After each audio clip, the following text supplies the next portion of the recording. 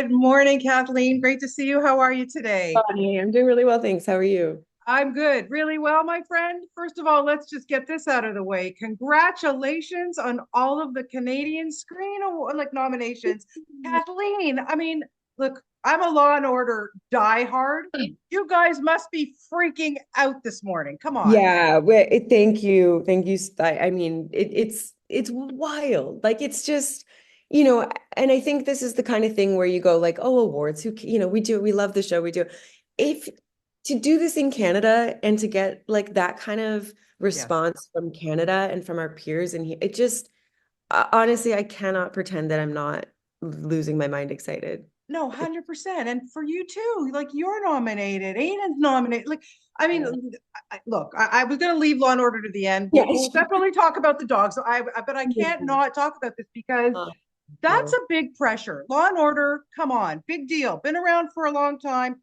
Huge pressure on you guys. Like The longest, yeah, the longest running dramatic franchise. It's yeah, terrifying. and Bonnie's not missed one episode of any of them. I mean, Oh, I am who I am. It is I'm a TV-aholic. I need help. I get it. But anyway, but to get this recognition, you're right, from Canada, like, but also the world will see this, that it's and frankly, embraced. Dick Wolf loves it. And that's the thing that we're like, if we can get, if we're satisfying the sort of franchise and then also, speaking to a town that I consider a hometown, Toronto Yes. and Hamilton. So, it feels like that was, yeah, it was really scary. I thought, until it came out, I think all of us were sort of holding our breath. But Tassie Cameron, who writes the show with all of her writers, is so amazing. And, there was Holly Dale directed the pilot. So it felt like it was going to be good. But it really feels incredible to be welcomed. Yeah. So Well, keep up the great work. I'm enjoying you guys weekly. I love it. I love trying to solve the problem. But it's great. You guys are so great. So congratulations on that. And I just have to put it out there that my dream in life is to be a dead body on Law and Order. So if you can help me make that happen in the morgue, whatever, I know I'm a your guy. gal. I know a couple people, but Okay. I'm your gal. I want to be a dead body. All right, there you go. Hmm. Congratulations on the dogs. This one was a little scary. Are you like a fan of this kind of genre?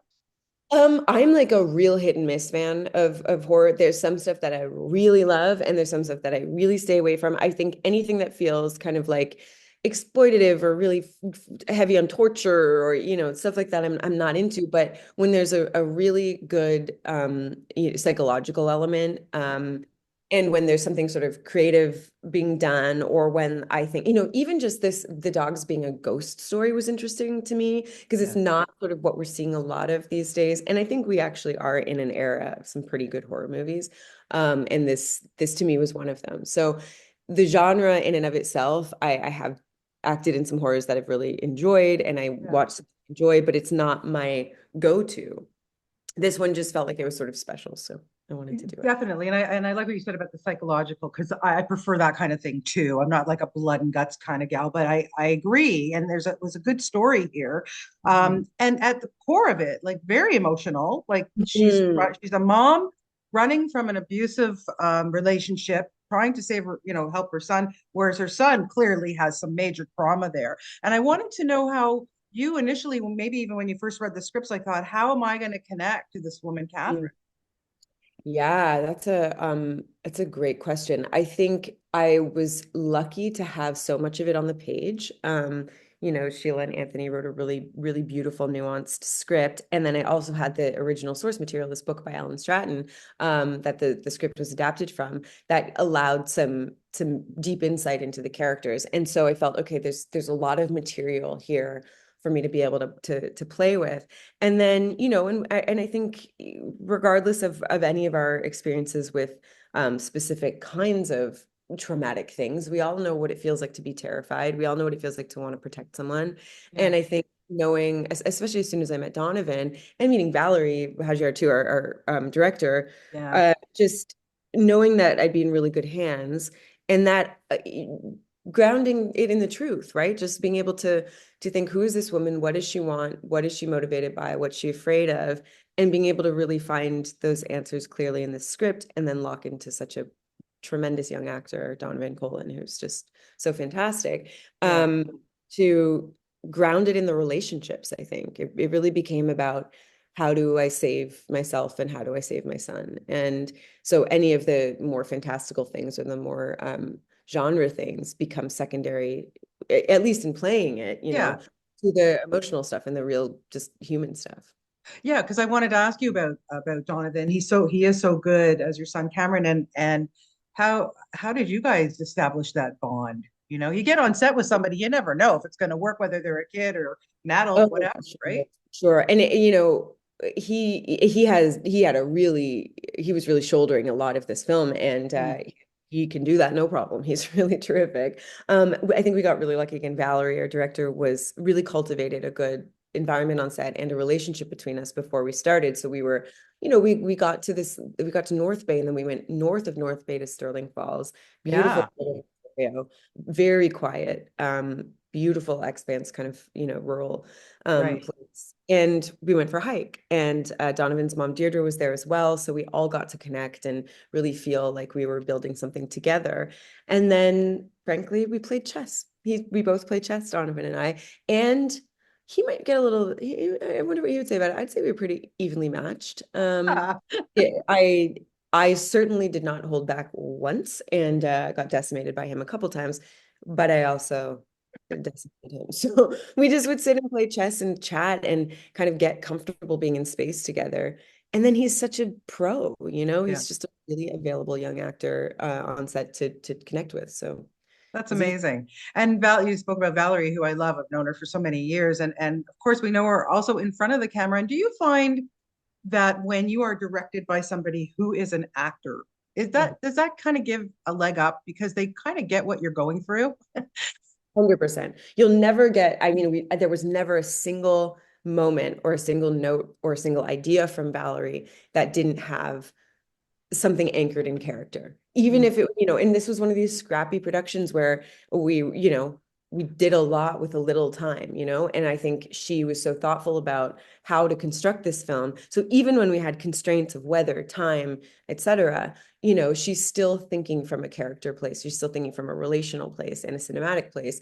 And so nothing ever felt unmotivated. She would say, it just even things that are about ghosts or fantasy or horror were coming from a place of like, well, what would this feel like for a human being? Mm. And so, even the questions she asked us before we started were things like, think about this character, what song guides her through this movie? What is what was her relationship? What was the first date she had with the husband who's now stalking them? And Yeah. just to kind of ground it in this like rich history.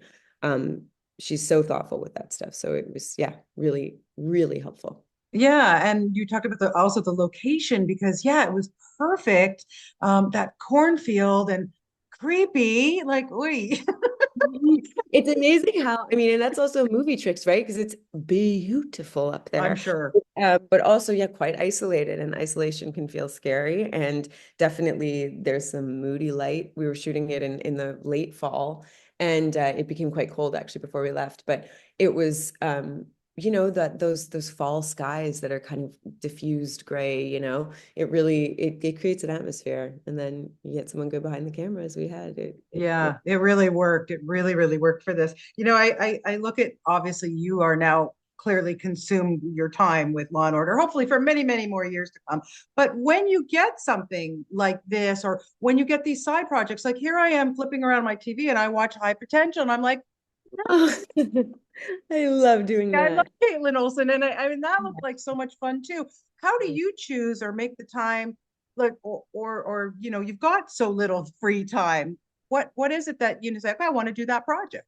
I think it really to me is like, well, what, is this a director I really want to work with? Is this a cast member I really want to work with? Is there a location that I've never been to that I get to explore through this project? Is there a story that I just really want to tell? Or I mean, High Potential, the character, just to have come off a season of Law and Order being the detective and then go into a show where I could be, kind of go full psycho was Yeah, really fun. It's like I don't want to like do the other thing on the side of this for interrogation tape. sure.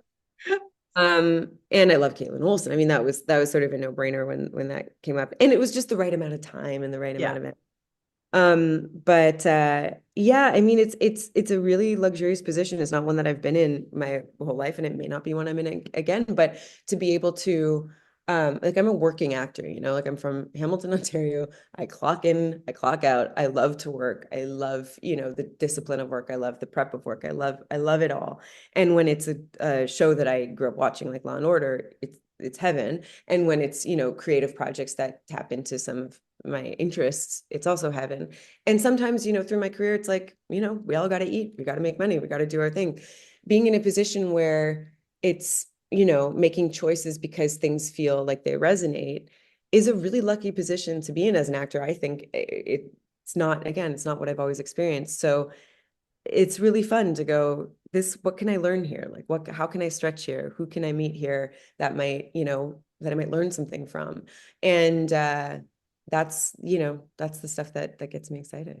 Well, we're excited for you. The dogs, everybody can watch on Hollywood Suite, which is fantastic, and it's Oh, and just great. so congratulations from the bottom of my heart again for all of the for all of you guys and bringing us this show. I love watching it. Hey, it's Thursday night. Oh, it's not on tonight. It's not on It's tonight. not So like, yeah, yeah, that's stuff some greater minds than me do the schedule. I get that, but that's okay. Um, Listen, yeah, my PVR is set. It tells me when it goes on and great. automatically, so it's all good. And it's a fantastic night to watch the dogs, I would say. And Well, there you go. That's what I was just about to say. We have yeah, the same, we have the same way. Like, so I think that dead body thing is coming. So I appreciate yes. that. Thank you so much. Kathleen, congratulations. I'm going to send this interview off to my pals at CH Sporting Live as well. Hamilton girl, we got to share this. And Oh, thank, absolutely. I yeah, love thank you. it. Thank you. Thank you. And have a great day and best of luck and fingers are crossed for you guys. Thank you so much. Okay, bye.